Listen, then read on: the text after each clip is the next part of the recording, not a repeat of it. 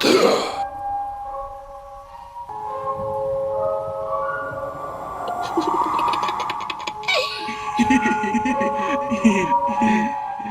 my loves, and welcome once again to Strange Playgrounds. Now, I was engaging recently with a fairly amusing Twitter conversation that was happening in a niche of the horror writing community. People were speculating on what directors would be ideally suited to film or TV adaptations of Clive Barker's work. And it's an interesting speculation because there are some obvious candidates for certain stories. The thing is, Barker's work is so peculiar. It is very, very notoriously, barring one or two key exceptions, notoriously difficult to render or to adapt visually. The problem is, I'm sure I remember reading somewhere, I'm sure I remember reading an interview where Barker talked about this himself, where he talked about how there are concepts and images in his work that are deliberately designed to be almost impossible to adapt. One of the greatest examples is actually one of the most occurs in one of the most iconic adaptations, which is of course Hellraiser. In the original novella, in the Hellbound Heart, the Cenobites are not as they appear in the film. Not to any great degree or significance. The Cenobites of the film are in many respects different entities to the ones that occur in the book. In the book, the Cenobites are far more abstract, they're far more ambiguous, they're far more ethereal, they are unfixed entities in the book, whereas of course that is very, very, very problematic to realize in cinema, where everything has to be visual, it has to be somewhat definite outside of certain subgenres of cinema like surrealism, certain forms of impressionism, and so on and so forth. The Cenobites are just one example, though. I mean, most of Barker's work lacks that concrete quality. There are certain concepts that are phenomenally difficult to realize. I mean, there was at one point apparently a BBC adaptation of Weaveworld in the offing. That was in the early to mid 90s. I'm glad it never manifested, quite frankly, because can you even imagine at that time, with the conventions and restrictions of television being what they were, with culture being as conservative as it was at that point, can you even imagine what a BBC adaptation of Weaveworld would have looked like? It would have been awful. But within that, as an example, how do you begin to realize things like, for example, Immaculata's sisters, the Magdalene? How do you begin to realize visually the weave itself when it erupts out of the carpet? That visual works in literature because it's left up to the individual imagination of the reader. But in a concrete visual form, I just don't know where you go with it. I don't know how you do it. It would require a very particular touch. It would require someone with such a peculiar visual imagination to render that and to make it work, to make it so it's not too concrete. The Scourge, Uriel of the Principalities, the big fiery angel creature, in the book, in Weaveworld, that thing is described in many and varied ways. It's an ephemeral entity. When Shadwell first sees it in the sterile garden of the Rub al Khali, it's described as being, it looks almost human but titanic, but it's also a living fire. It's an engine of fire and anatomy. It has many fiery eyes. It has belts of fire connecting wheels of fire to themselves. It's described in deliberately mythological and abstract terms. Attempting to realize that in an absolute visual form is not only almost impossible, it's a mistake. It's a mistake to do so. And that is a problem that will pervade any adaptation of Barker's fiction. In other stories, like for example the Books of the Art, if there was an adaptation of The Great and Secret Show, now in narrative terms, The Great and Secret Show is actually very adaptable, unusually for a Barker story. It would actually work narratively, rhythmically, very well cinematically, but again, there are images, there are concepts that are very, very, very, very hard to render. the Jaff and Fletcher, when they become their abstract selves, when they are hyper-evolved into abstractions of themselves, when they effectively become demigods as a result of the Nuncio formula, how do you render that? Visually, how do you render that without making them too absolute, without making them too concrete in terms of their forms? Because again, the descriptions of them in the book are not that. There are suggestions of what they might look like, or what they look like at particular points in their existence, depending on what is happening around them. But even that is abstract. They are, again, ephemeral entities, and this is a preoccupation of Barker's. It occurs again and again and again throughout his fiction. Entities and concepts that are not fixed. They are not fixed in terms of what they look like or how they operate or in terms of their natures, and therefore are deliberately impossible to render. In Magica, I mean, we've spoken about this. I've spoken about this in our episode of What the Hell is Wrong with Us with my colleague Kit Power. How do you render something like Pyopa and make it work? How do you make that work? When Pyopa... The only way I can see Pyopa working is if the character were rendered by multiple different actors at different times, depending on who's around and who's looking at it, because that's what the Mistiff does. It appears as the ideal lover of whoever looks at it. Right? So that's the only way I can see it working. But even then, there's a form underneath that. There is an actual form underneath that, which Barker describes in fairly abstract terms, and again is almost impossible to realise. Wider than that, the various metaphysics of that universe. So, for example, when the characters travel between realities, the way they do it is via a sort of occult mechanism where they are rendered down into symbolic abstractions of themselves. And in the book, that's easy to realise. It's easy to visualise for readers. In filmic form, where do you go? How do you even begin to render that? It's almost impossible. Even probably one of the easiest to adapt, one of the most clear-cut cinematic books in terms of its influences, The Damnation Game, even that contains certain sequences and images that are next to impossible to render. The more dreamlike metaphysical sequences where you've got characters shifting into like other abstract realities, it's very, very hard to render without broaching on sort of surrealist cinema, which may be the way to go for some of these stories. That would make them very, very difficult to market, of course, and would it make them even more difficult to get studio backing for, because studios and whatnot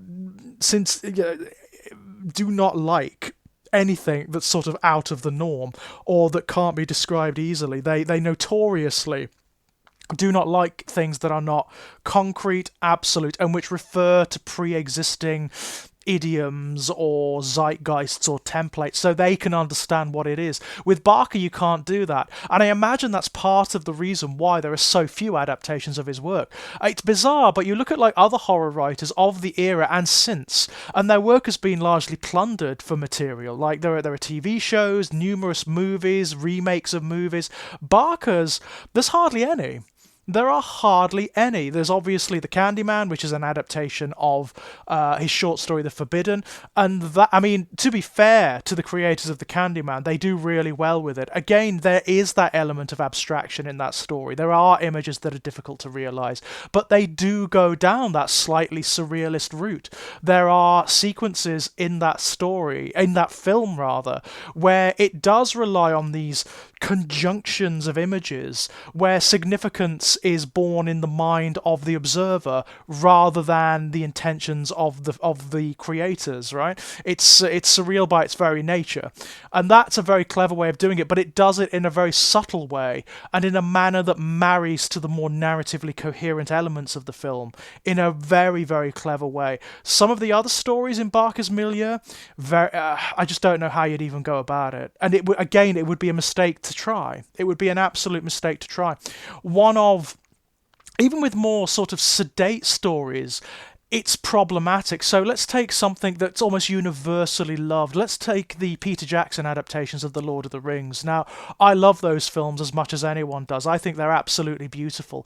And the reason they work so well is because Jackson and his team had such phenomenal passion for the source material. They really wanted to get it right to render something legitimate, and I think for the most part they did.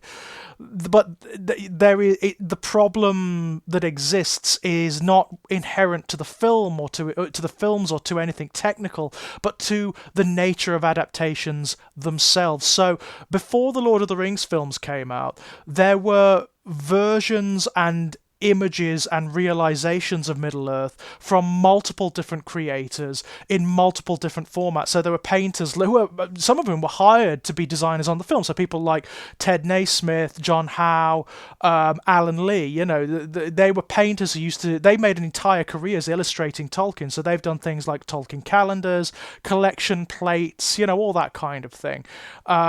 Books of art based on Middle-earth. And what's interesting about that pre-film period is that there are so many different realizations and concepts applied to different characters. So before the film, if you went in search of images of Aragorn, for example, you would find so many different adaptations of how that character looks, so many different interpretations of how that character looks. In the aftermath of the film, they all look like Viggo Mortensen, of course, because what the film has effectively done has created in culture an absolute icon of what those characters, those places, those settings, those monsters look like. And it's a double-edged sword, because I will say that the realizations that do occur in the film are nigh perfect.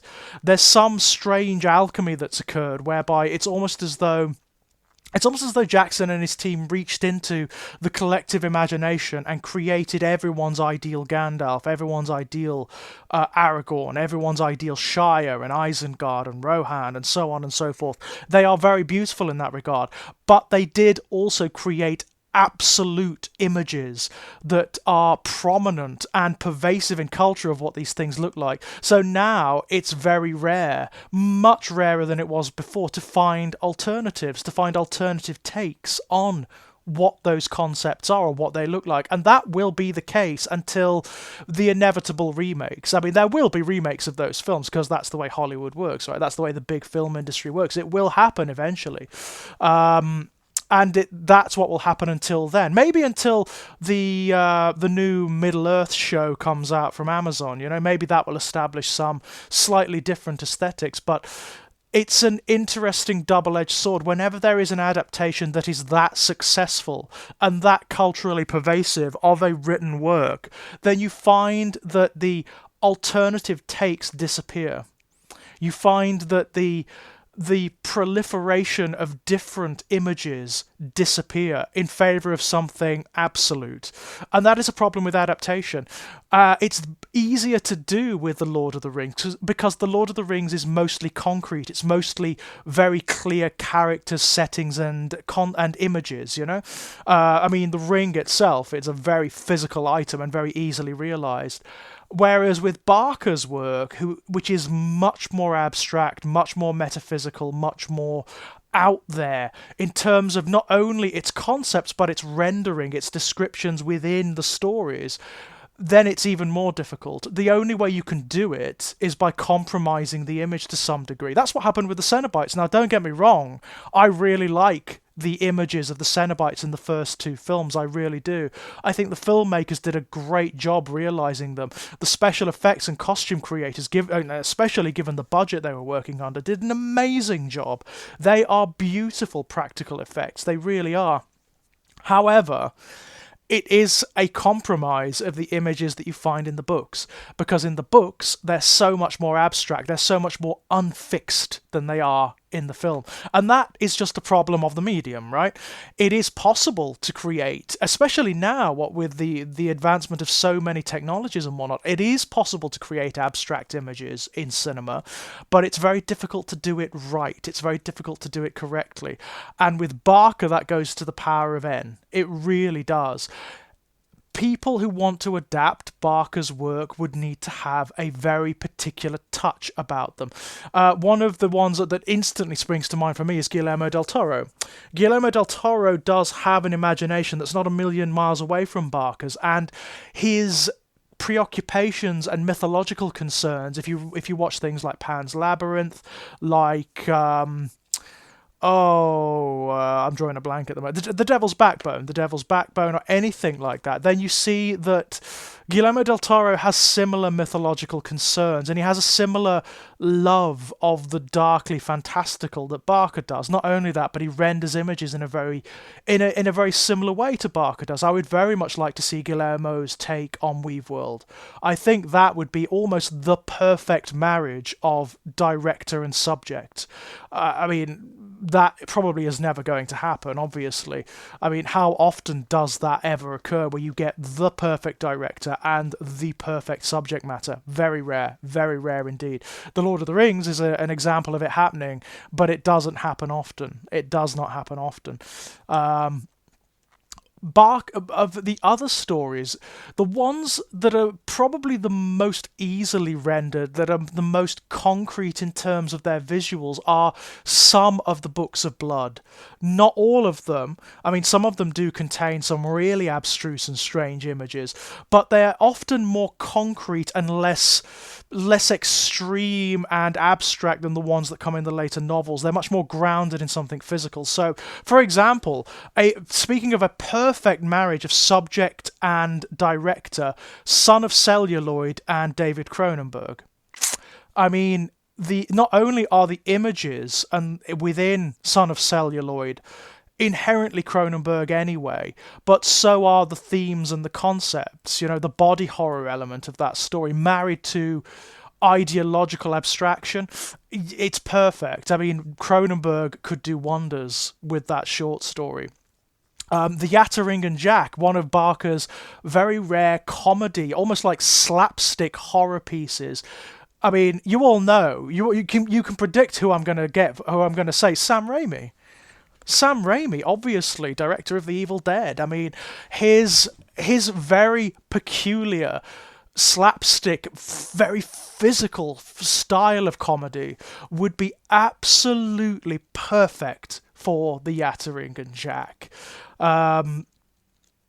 There are just, I mean, you can play this game to the nth degree, but of course there is still that problem. There is still that issue with adaptation and with these stories, because, I mean, look at the ones that have been rendered. There are very few that do succeed. There is a film adaptation, a very early film adaptation of Rawhead Rex, and it's awful. I mean, it is stinkingly bad. It's the film, actually, that it was so bad, Barker took his name off it, and he went about gathering the rights for his own short stories so that nobody could adapt them again. And that's what Hellraiser came off the back of, because his attitude was, you know what? If these people who claim to be professionals in the film industry produce such shit, I can do it. I may as well do it, because I'll do it better. And that's what happened. He made Hellraiser and afterwards Nightbreed. Hellraiser obviously being an infinitely better film than Rawhead Rex. There are a number of other adaptations as well. There's the adaptation of The Midnight Meat Train, which is dreadful. I mean, absolutely dreadful. And again, The Midnight Meat Train, for the most part, is one of the more readily adaptable of Barker's works. Unfortunately, but it also, when you get to the end of the story, it contains those very abstruse, very bizarre, very abstract images that are phenomenally difficult to render. It's not just in terms of the imagery either. Barker's stories, unlike, say, a lot of contemporary horror writers, people like Stephen King, people like James Herbert, and so on, his stories are not clear-cut. None of them are. They're very ambiguous. They're often morally ambiguous. And that is something that it's not very easily rendered in cinema. It's not something that cinema likes particularly.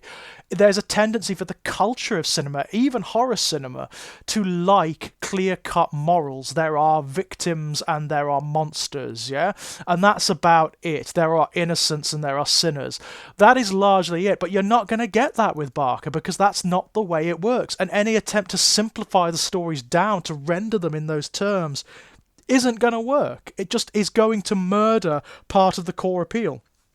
There are some that would be amazing if rendered visually, in the sense that they contain images that we've never seen before anywhere in any form of cinema. The obvious one that springs immediately to my mind is In the Hills, the Cities. In the Hills, the Cities, that has one of the most striking, indelible images I have ever seen in a short story ever. It just stays with you. The image of the two giants formed from the lashed together populations of two cities. It's an amazing concept, and it is absolutely beautiful. It's something that you just don't find in cinema or in any like established genre of fiction. It is just out of Barker's head. And it's so peculiar. How do you do it? How do you render it? How do you make it work? How do you capture the strange ambiguity and import of that story without just making it sensationalist because of the image, right? It's very difficult. Pig's Blood Blues. Pig's Blood Blues is very cinematic. It could work. You could make it. It would have to be low budget for it to work, I think, that one. It would have to be British. There would have to be like a sort of underground British cinema quality about it. But again, the concepts, how do you communicate them? How do you make them work without it coming off as awkward, without it being exposition? Very, very, very difficult to do. Amazing story. Massively difficult to render correctly. The Body Politic.